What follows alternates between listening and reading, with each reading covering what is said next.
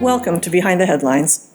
40 years ago, to this very day in fact, October 11th, 1979, the Palo Alto Weekly published its very first edition.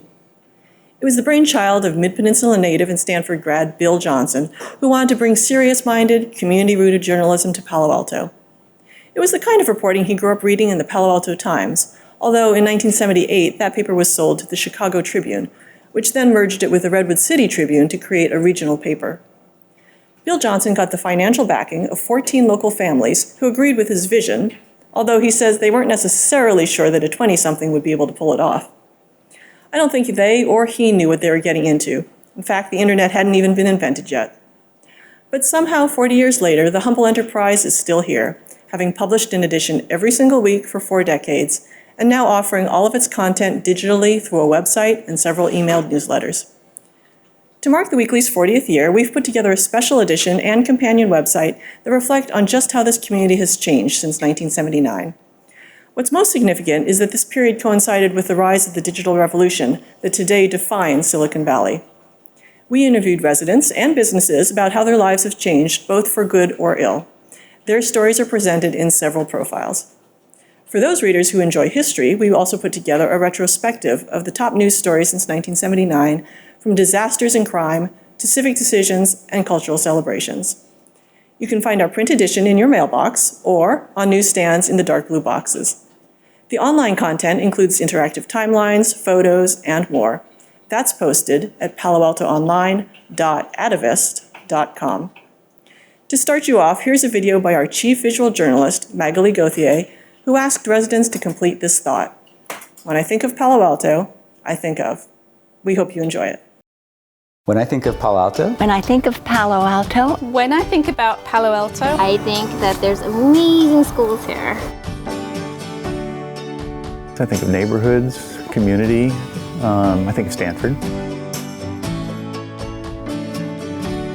When I think of Palo Alto, I think of the wonderful opportunity we have here to grow native plants in our gardens. When I think about Palo Alto, I think about the Palo Alto Baylands. I've been walking over there with my friends for about 30 years now, since before they made Bixby Park. And when I think of Palo Alto, I think of how it's the best place to raise a family. And I think of Palo Alto as opportunity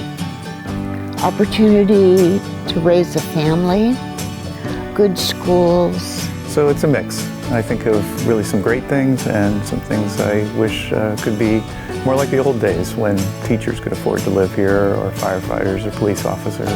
And I think in typical old person fashion of the way things were and how in many ways they seem better then.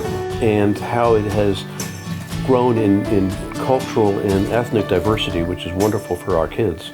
And at the same time, I think a really tragic loss in economic diversity. This is the place that has been my home since 1967. And I think of all the changes, but the sad thing is I don't think my children can afford to buy a house here now.